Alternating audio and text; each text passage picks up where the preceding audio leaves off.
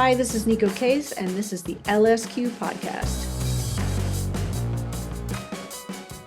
It's Jenny LSQ. Thank you for getting into episode 129 of the LSQ podcast with the wonderful Neko Case, who I've been a fan of for so many years now. I loved finally getting to connect with her. In late September, Neko put out an awesome new album, her 8th studio album, Neon Grey, Midnight Green. And in the interview, we talk about the inspiration for the album, but of course also zooming out about inspiration throughout her creative life. We also talk about the Thelma and Louise musical that she's been working on for many years now, doing the music for, and also we dig into some of what it was like to write her memoir, the fascinating, heartbreaking, and best-selling The Harder I Fight, the More I Love You. It was published earlier this year, and I recommend getting a copy. And you can also read Neko's writings via her Substack, which is called Entering the Lung and is at nekocase.substack.com. If you want to get tickets for her upcoming shows, do that at nekocase.com. Yep. Well, welcome, Neko Case, to the LSQ podcast. Thank you for having me. How are you? I know we're recording this. People will hear this when the albums actually come out, Neon Grey, Midnight Green. How long ago, though, did it start to officially feel to you like you're like, okay, this is an album coming together? These songs are forming an album. They're clumping together into something I can see. Probably about 2 years ago. I kind of understood what I was working on at that point, which was a tribute to music and musicians and a tribute to joy and the joy that music makes you feel. And I wanted to remind people that musicians make the music and that we are worthwhile and we're not here because we want something ridiculous. We want to make music for people and we want to be artists. I'm not talking about musicians like people who want to be famous. I mean people who want to make music because that is the way they connect with all the other people and people you'll never meet, and to comfort people you'll never meet, or to electrify people you'll never meet. It's a big deal. How does that trajectory of a couple of years ago, feeling like you knew what this album kind of was becoming and what it was about, how did that line up with or run in parallel to your memoir, which was published earlier this year? Not so much. The memoir, was about me, which is not something I would choose to write if I was doing something for fun, because I already know all about me, so other things or making up stories is much more fun for me. So they were pretty separate, really. And it sounds like from what you're saying that there was some maybe reticence to tackle writing a memoir, which I also just want to say for listeners, as I mentioned, the book came out many months ago. It's fucking beautiful and heartbreaking and amazing. The Harder I Fight, the More I Love You, and already has been a bestseller. But if this is all news to you, I'm going to avoid spoilers in this conversation, but I will be asking about some of the things I learned from reading it about your, Neko, history as a fan of music and as a music maker, because that's a lot of what's in the book, but there's also just a lot of, your family story and your life story, and it's fascinating stuff. But it sounds like you're saying maybe there was a little reluctance to take on that project. It was that I made an assumption when I was first approached by Grand Central that I would get to write fiction, which I was really excited about. And they were like, no, we want to pay you to write a memoir. And I was like, all right, I'll do that. So the only thing that's hard about it is wondering how boring your own story is to other people, because there's no way to not be so close to it that you just can't see the forest through the trees and just wonder, God, is this worth people's time? Is this really interesting? But luckily I had a really good editor named Carrie who was there to go, no, it's fine. You're gonna be fine. And she made it really fun and was really good at helping me look at things different ways so that I didn't have the same viewpoint all the time that I've had for years.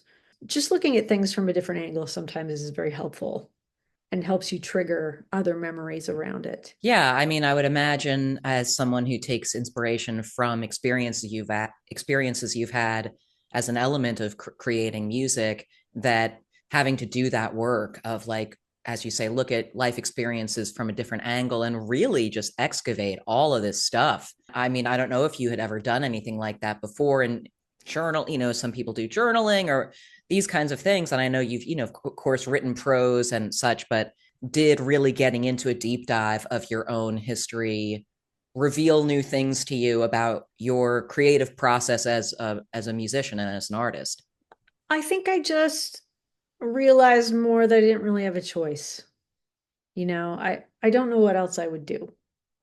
I mean, I know that I could get other jobs and I would do them and be happy. I really like making soup in restaurants, but I just don't think I had a choice but to be somebody who was in a creative place. Even if that wasn't my 9 to 5 job, I would still have to do it somehow. I would need that outlet or I would probably perish. I want to go back into sort of into some of the past that you narrate in the book, but also before that, I want to particularly ask about the song Winchester Mansion of Sound from this new album, which feels like an intersection point between these two projects, because in the book you talk quite a bit about Dexter Romweber and about Flat Duo Jets and their influence on you as having just been this hugely just cracked your whole world open. And my understanding is that that song is also of these tributes, as you've said, it is a tribute to him. I'd love to hear more about, yes, just what you remember of that occasion when you're in a basement with friends and you hear their music for the first time. It's like I saw the embodiment of the feeling that I had inside. And he was acting out what my body wanted to do from the feeling. And I was able to identify the feeling immediately with what he was doing. And like I was totally fixated, and it wasn't like a sexual fixation or romantic fixation. It's like seeing your own species for the first time. You're like, that's it. That's the thing. That's the action and the sound together. And there's a third element coming off of that person that is the product of those things together. It's like I saw myself and what I could be doing, and knowing that the longing I had inside had a shape to it. That was, you know, life changing. And it's like having a goal suddenly. Did the sound of it, the sonics of it, did it remind you of other things that you loved musically before that? What did it feel to you at that age like it was tapping into from earlier kind of musical obsessions? A joy that sounds like rage and maybe burns off the same kind of fuel, I think.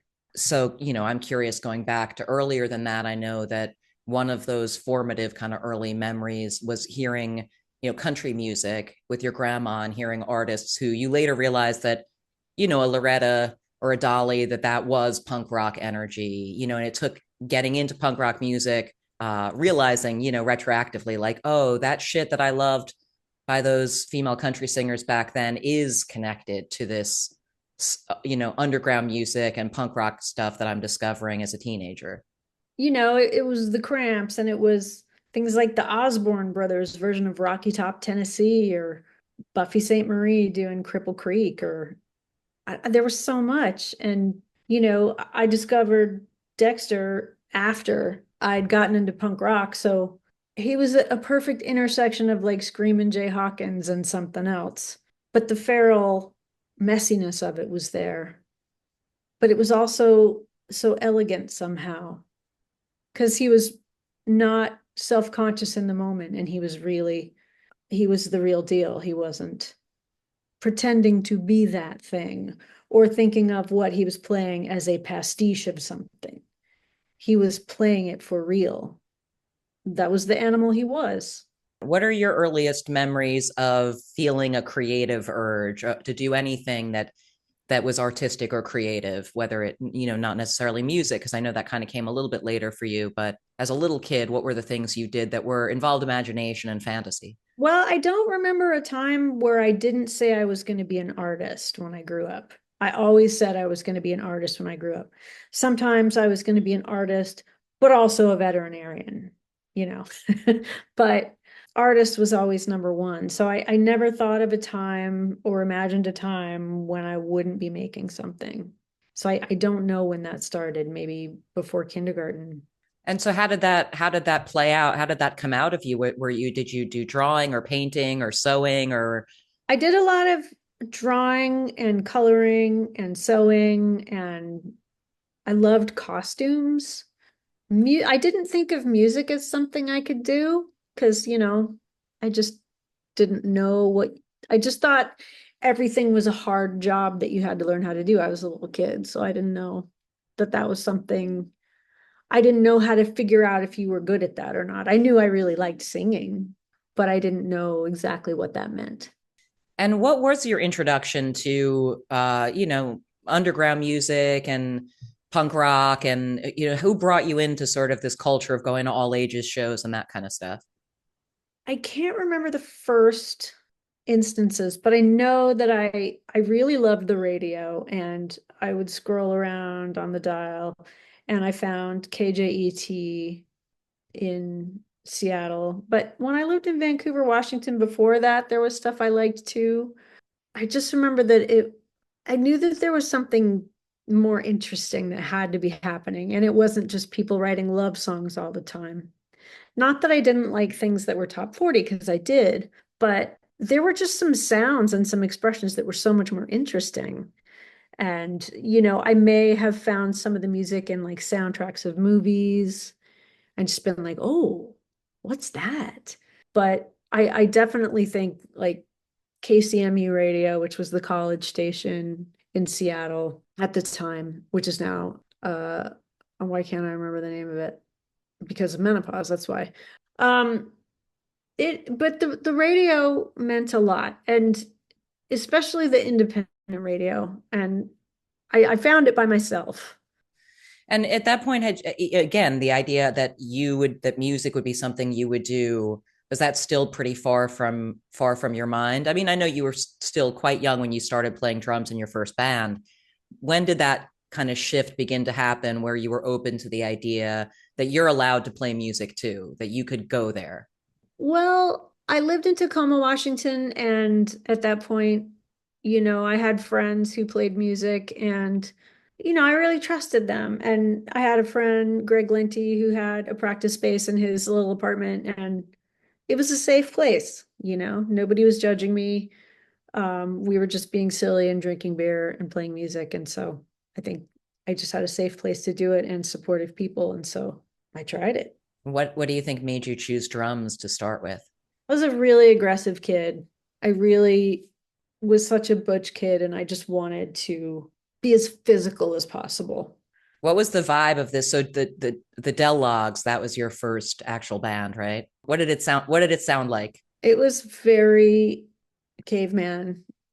And I think our biggest influence was the Cramps. And so that's one of the things we were going for, no question. Did you feel like you were hooked though on the once you were in a band and Oh, playing music? Yeah. absolutely. Yeah. Absolutely. And like, even though I was like a really aggressive butch kid, I was also a shy kid. So the drum set was a really nice barrier also from other people. Like it's just a psychological safety net, but just having that little barrier was really helpful. Yeah. And then the band that you had after that, I know you changed the spelling. Is it still pronounced meow or was it pronounced Mao or? We started as Meow, but then another band in New York had the name, so we had to change it to Mao. We were like, hey, why don't we share the name? That would be fun. Nobody's ever done that. And they were like, no. And then they broke up not long after. So we were just like, fuck, what a great. Thanks a lot. When you think back on that phase of sort of your musical development, what do you think you added to your sort of arsenal with that? In Mao, I had two other women in the band who were really super hilarious and outgoing and very bold. So I felt in good company and felt more courageous about coming forward and like singing while drumming or writing lyrics to something or, just being a little more forward. One of the things I thought was interesting in reading about that era, the Mao era, was you write in your memoir about having this realizing this conflict between self-deprecation and self-promotion. There's a scene in the book where you're writing about this like battle of the bands situation, and you verbalized something self-deprecating, and your bandmate was like, don't talk about our band like that. And Yeah. you write really beautifully about this reckoning moment for yourself of like, where is the, how do you find that balance between pride in what you're doing and sort of, whatever the extreme of pride is that goeth before the fall or something. It's like we practice just as much as anyone else. Why? And she, that was my friend Cece, and she was absolutely right and taught me a great lesson. Do you think though that that's a struggle that carried further into your career? Is that something that you feel like you've found that balance at this point? Yeah, I feel good about it now. I mean, I've come from a family that like was very reticent to talk about themselves at all, like to a point that is actually ridiculous. I come from a family of clams. So talking about myself and was considered what I thought was vanity, which I thought was a very bad trait. So I didn't want to come off as being vain. And so I downplayed myself and made myself smaller my whole life. Even when I did feel proud of something, I would kind of take it away from myself. But if there's one thing menopause it's good for, it's getting rid of all that shit. And it feels good as hell. Now I'm like, God, you just wasted so much time doing that stuff. Why'd you do? But, I don't beat myself up for it either. It's all lessons we are learning in real time. I thought it was also interesting, you write about singing and, actually kind of in a self-deprecating way about just sort of like becoming familiar with your own voice and what you perceive as being its strengths and in the early days of singing, the areas that you felt that needed improvement. I'm curious over the years, or back then at least, like how did you kind of develop your singing practice, or where you are now compared to when you started? Did you ever do, actual lessons, or, a sort of big warm-up routine, or what have been some of the phases of that? I took one vocal lesson once and I just was like, this is the worst thing that's ever happened to me history of the world. I'm never doing this again. And the teacher was so nice. It was not his fault. I was just like, this is the dumbest, most boring. If anything's going to make me hate singing, this is it. And I'm never going near it again, which is good. It was a good decision made on a completely emotional level, but it ended up being a very good decision. And I never really warmed up. But, I realized things like drinking don't help, not sleeping doesn't help. So I kind of had that dialed, and exercise is really important because singing is so physical. And then also playing guitar at the same time, it's incredibly physical. So you have to be in a certain kind of shape to be able to pull it off and not hurt yourself.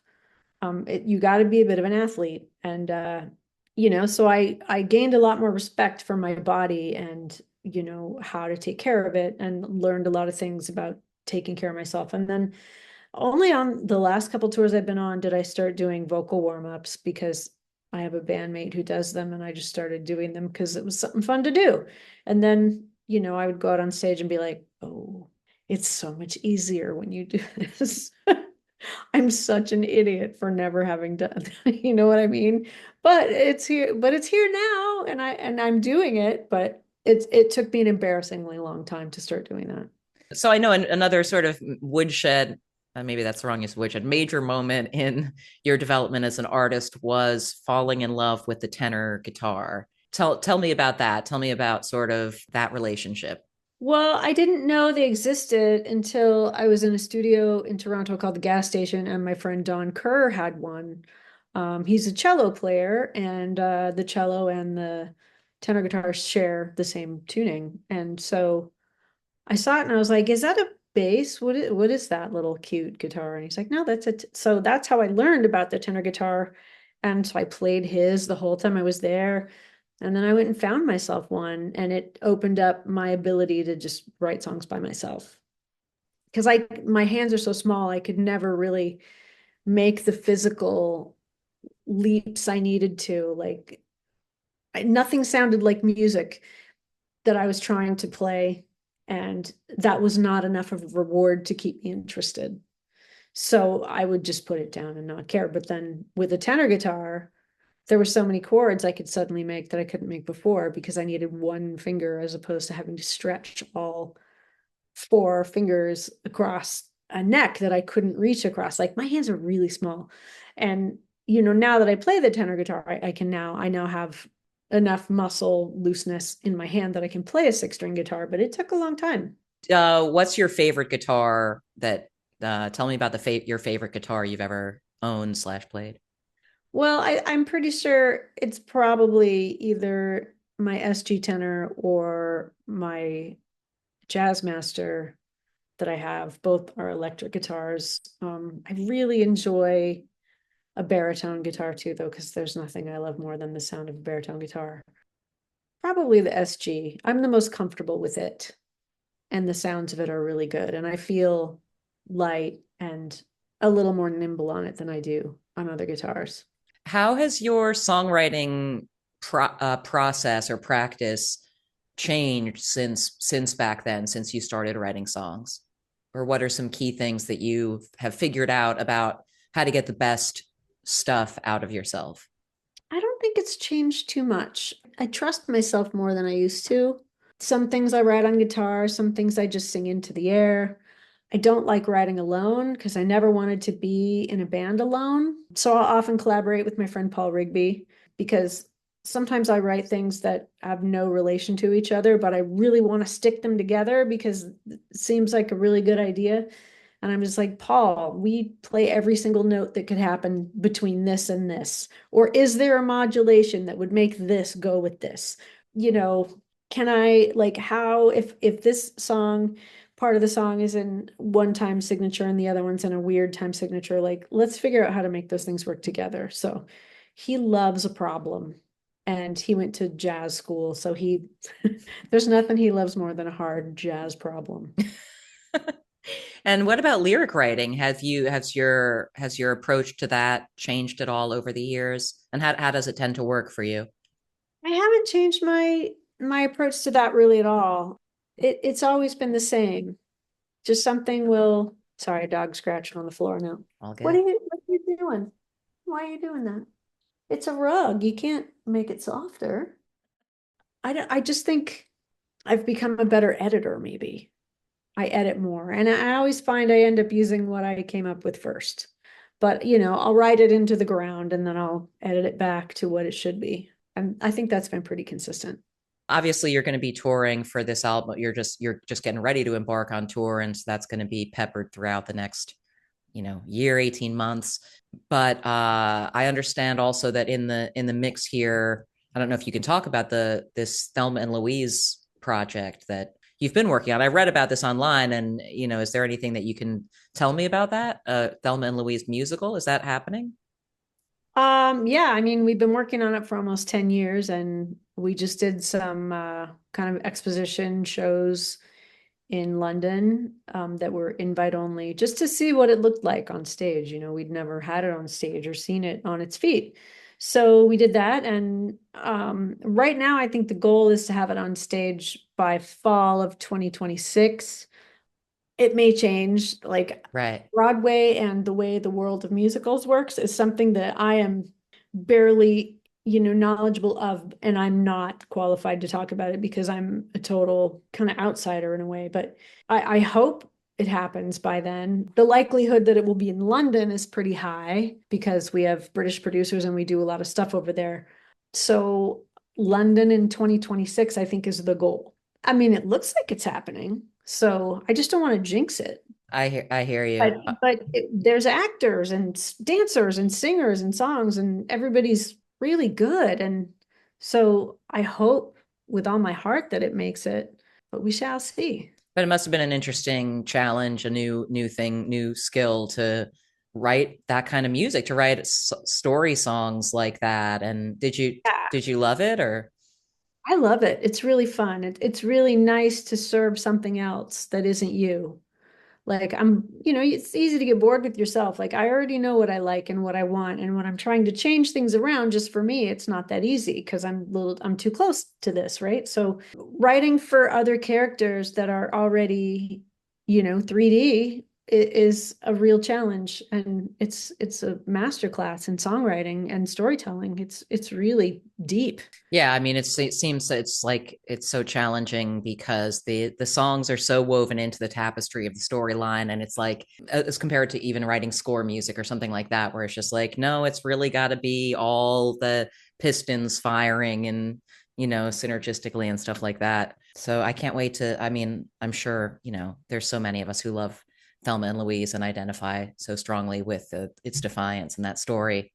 There's so much about the characters that we get to put in the story that never made it into the movie, because the movie's only 2 hours long. So, you can only have so much in there. But, there was a lot Callie wrote for the movie that didn't make it in because there just wasn't time and real estate to do that. So, we learn more about these women and their bond with each other, and why the decisions they make together are so important, and why they're so heartbreaking and so universal. It's really very, very pleasing. And we've also, made it so that the men in the show are not cartoons. They're complicated 3D characters who are also not benefiting from what is happening and have a lot to lose because they're real people with hearts and minds. And I think that's another real boon for the story. Well, I knock wood. I can't wait to experience it whenever the hell it is ready to be in the world. Thank you. We can use all the wood knocking we can get, so much appreciated. Well, Neko, thank you so much for getting together with me to have this conversation. Indeed. Thank you so much for having me. Thanks again to Neko for that conversation, and like I said earlier, nekocase.com for all of her stuff. And if you want to find other episodes of the LSQ podcast, they are all on podcast platforms, including YouTube, where you can find the video/animated version, and at jennylsq.com. Reach me via email at lsqpod@gmail.com, and on socials, including Instagram, Blue Sky, and TikTok at jennylsq. Thanks again for listening.